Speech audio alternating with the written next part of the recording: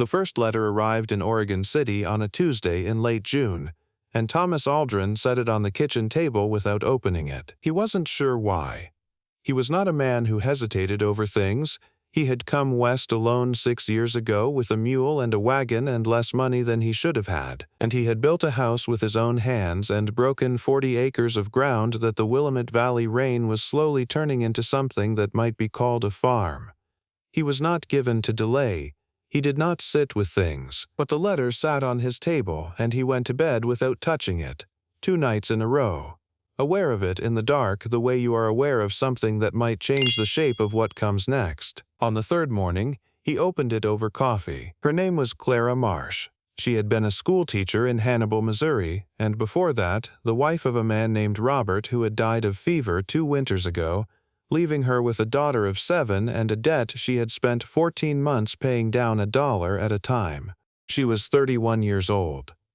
She was not, she wrote, pretty in the way people sometimes say to be kind, but she had good eyes and a steady disposition. She knew how to put up preserves and how to keep a household through a lean winter, and she believed in plain language between people who were going to have to trust each other. She thought he ought to know these things before she arrived, so there would be no surprises on either side. She had written the letter before leaving Independence. She had given it to a postwriter with instructions to send it ahead to Oregon City so that Thomas Aldrin, whose name she knew from a single arrangement made through his sister in Saint-Louis, Joseph, would have time to read it and think, while she was still somewhere on the eastern end of the Platte River. Thomas read it twice. Then he folded it back into its envelope and put it in the breast pocket of his coat and went out to his fields. He didn't know yet that there were more coming. This is the story of what those letters built. Across 2,000 miles of trail and 6 months of a summer neither of them would ever fully forget. And what was waiting on the other side of all that distance when they were finally standing in the same room. Clara Marsh had left Independence, Missouri on the 14th of May, 1857, in a company of 31 wagons led by a man named Horace Dent who had made the crossing 4 times and charged accordingly. She had a single wagon, 2 oxen she had named without sentiment, the larger one she called Dollar, the smaller one Cents, a daughter named Iris who was 7½ and had her father's forehead and her mother's stubbornness, and 4 trunks of belongings that Dent had told her were 2 trunks too many. She had left 2 trunks behind at a farmhouse outside Independence. She had not cried about it. She had a long way to go, and she knew even then that the leaving had to be practiced, that there would be more of it before she was done. What Clara feared most, though she would not have said so to anyone on that first morning when the wagons lurched westward and the Missouri skyline fell behind them, was that she was making a fool of herself, that she would walk 2,000 miles and arrive half dead at the door of a stranger who took one look at her and found the whole arrangement a mistake. She had known enough of that particular feeling, of arriving somewhere and realizing you were not what was wanted, to dread it more than the river crossings or the mountains or the cholera that everyone whispered about at night. She could face a river. She was not sure she could face another man's disappointment without it breaking something in her that she had been carefully mending. She didn't tell Thomas any of that, not in the first letter. But she did tell him about Iris, about the way her daughter had pressed her face against the canvas that first night and asked if they could still see Missouri from where they were, and about how Clara had said no, and Iris had considered this for a moment, and then said, well, at least we can't see it either, and had gone to sleep. Clara put this in the second letter, written at the Platte River on a Sunday evening when the light was going gold over the water, and Iris was already asleep, and Clara had nothing else to do but watch the river and write. That letter reached Thomas in mid-July. He read it at the kitchen table after supper, still in his work clothes, and he found himself reading the part about Iris twice, the child's particular logic, the small bravery of it, and he thought about the kind of woman who could raise a daughter like that alone through 2 hard years and still be capable of noticing gold light on a river and thinking to put it in a letter. He was not falling in love yet. He was only beginning to pay attention. The trail was hard in the way that the trail was always hard, which is to say harder than anyone told you it would be and harder than you let yourself imagine in advance, because if you had imagined it truly you would not have come. The mud at the first Platte crossing took an hour and 3 men and a great deal of profanity to get Clara's wagon through, and dollar and cents stood in the current with an expression of profound bovine patience while the effort went on around them. Iris sat on top of the wagon with her arms wrapped around her knees and watched the whole thing with the focused attention of a child who has decided that the world is at least never boring. There was a woman in the company named Edna Price who was traveling with her husband and 4 sons and who had decided within the first week that Clara Marsh was someone to be watched. Not with suspicion, with the careful assessment that women on the trail made of one another, calculating without unkindness who was going to hold and who was going to fold before the mountains. Edna Price watched Clara get her wagon through the Platte and decided she was a holder. After that she was kind to her in the specific, practical way of a woman who does not waste kindness on people who don't need it. Clara wrote about Edna Price in the 3rd letter. She wrote, "There is a woman in this company who reminds me of my mother in the way that a river in flood reminds you of a river in drought. Same river, different season. She does not say much, but she sees everything. I find I am grateful for her in the way you are grateful for a wall when the wind is coming from the east." Thomas read that letter in August, when the rains had come early to the Willamette Valley, and he was stuck indoors with the restlessness that confined men feel. He read it 3 times. He thought about the precision of it, the flood and the drought and the same river, and he thought, this woman has a mind that notices things. He had begun to find himself thinking about her at odd moments. Not constantly, and not yet with anything he would have called longing.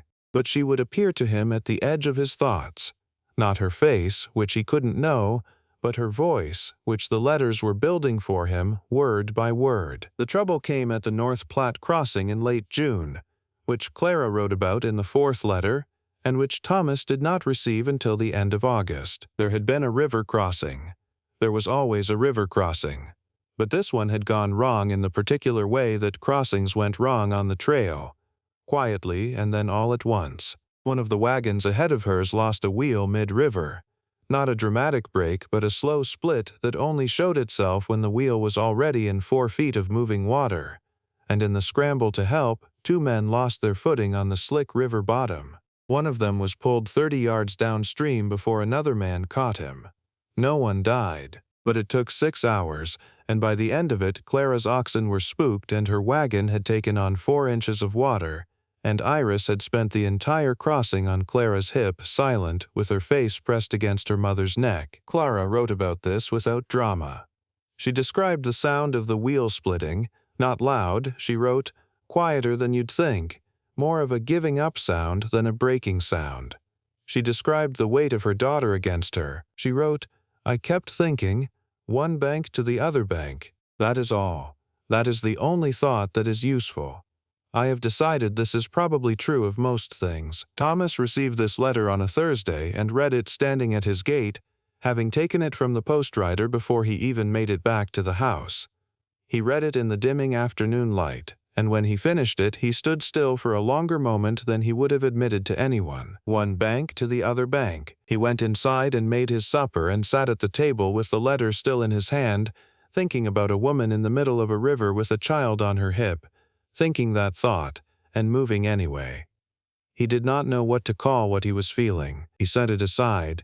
He slept poorly that night. By September, Clara was past Fort Laramie. The company had lost 1 man to dysentery near Scottsbluff and a child to fever 3 days later, a boy of 4 from a family out of Ohio named Harmon, and the whole company had stood in silence at the grave while his father said what words he could manage. Clara had held Iris's hand very tightly. Iris had not cried. Afterward, she had asked her mother if Thomas Aldrin would be kind, and Clara had said she believed so, and Iris had said that was good, because she thought they had both used up most of their sad and they needed somewhere kind to go. Clara put this in the 5th letter. She sent it from Fort Laramie. This was the letter Thomas was reading when his neighbor came by on a Saturday morning and found him still at the table at 10 o'clock, unwashed, his coffee gone cold. His neighbor said something, and Thomas said he would be out in a moment, and his neighbor looked at the letter in Thomas's hand and said nothing further and left. Thomas didn't write back to Clara. There was no way to write back. no address to reach her on a trail that moved 15 miles a day and had no fixed position.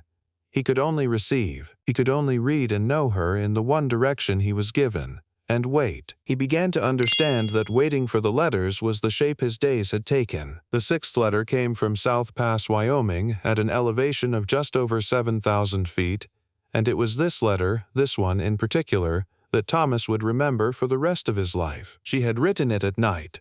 She said so at the start.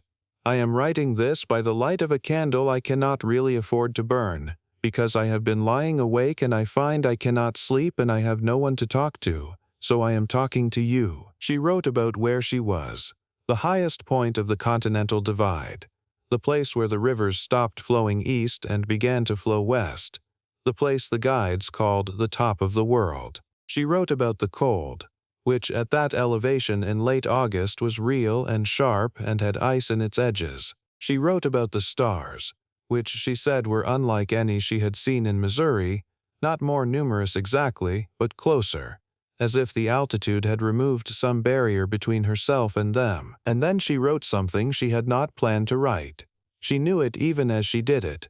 She could tell by the way her hand slowed, by the way she paused at the end of a sentence and did not immediately begin the next one. She wrote, "I have been thinking, up here, about whether I am brave or simply stubborn. I have been thinking about this for a long time actually, since Missouri, but up here the question seems more important. Brave would mean I am doing this because I believe in what is ahead. Stubborn would mean I am doing this because I cannot stand the idea of turning back. I have decided it doesn't matter. The oxen can't tell the difference and neither can Iris, and the trail doesn't care either way. But I thought you should know that I'm not sure which one I am, because I think it is the kind of thing a person ought to tell the person they are going to." There was a gap, a half line of white space where she had paused, and then she continued, "There is no sound up here at night except the wind and occasionally an ox. It is not a peaceful quiet, it is a vast one. I think there is a difference. I am going to try to sleep now. I thought you should know I made it this far." Thomas received this letter in the last week of September. He had been at the table long enough that the morning light had shifted to afternoon by the time he set it down. He sat for a moment with his hands flat on the table. He knew, with the quiet certainty of a man who is not given to self-deception, that something had happened to him somewhere in that letter.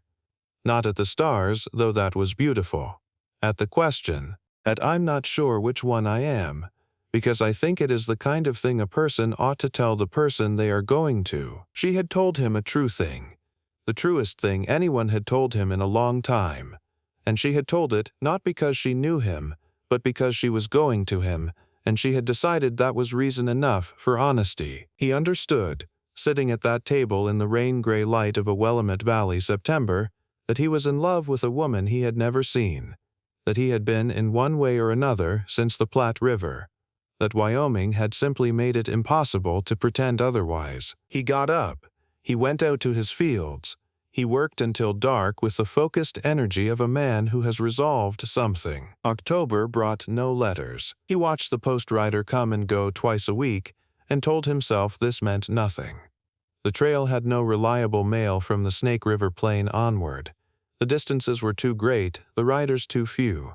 He knew this. He had known it since June. But knowing a thing and being easy about it are different propositions, and by the third week of October he was sleeping badly and working with a grim productivity his neighbor had learned to recognize as the behavior of a man who is trying not to think. He had done the mathematics.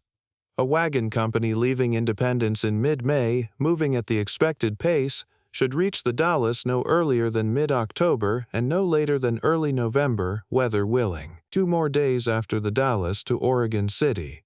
He did not need to count on his fingers. He had already counted. Weather, he knew from 6 years in this country, was not always willing. The Blue Mountains were the last great difficulty, a cold, dark range in eastern Oregon that every experienced traveler named alongside the Platte crossings and the Snake River as the places where the trail finally asked everything it had left to ask. He had crossed them himself 6 years ago in a snowfall that came 3 days before anyone expected it.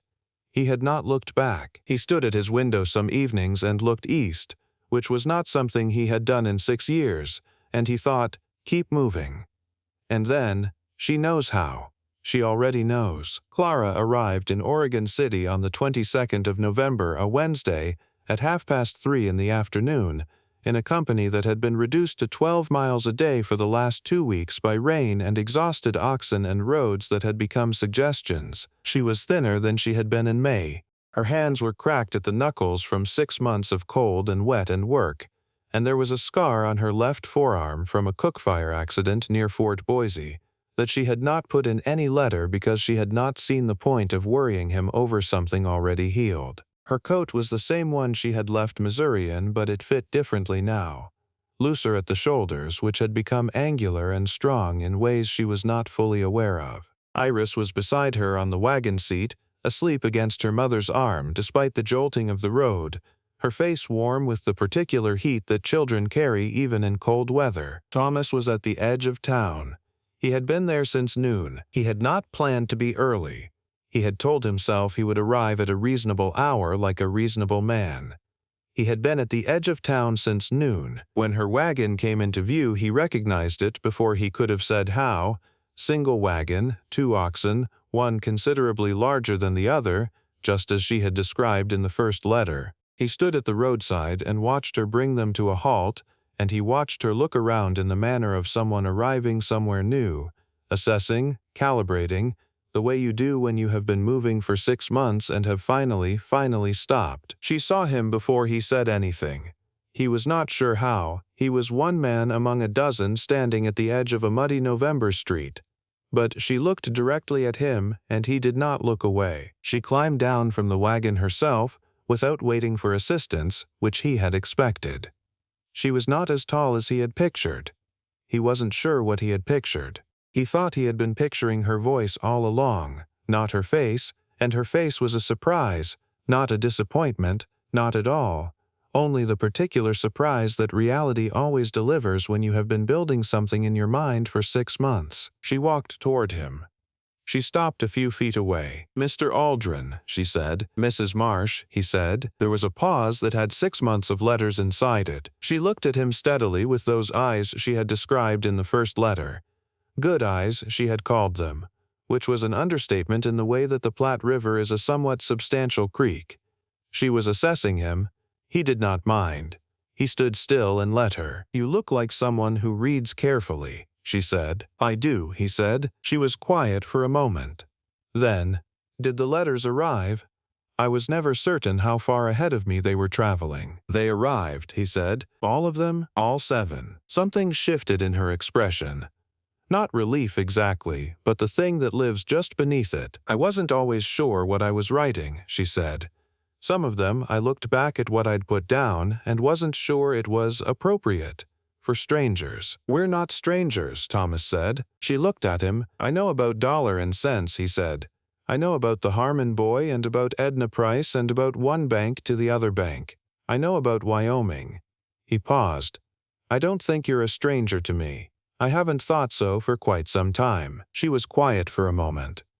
The street moved around them. Other wagons, other arrivals, the general noise of a place receiving a company of people who have walked 2,000 miles and need somewhere to put all that distance. "Wyoming," she said. "Yes, what about Wyoming?" He considered how to say it.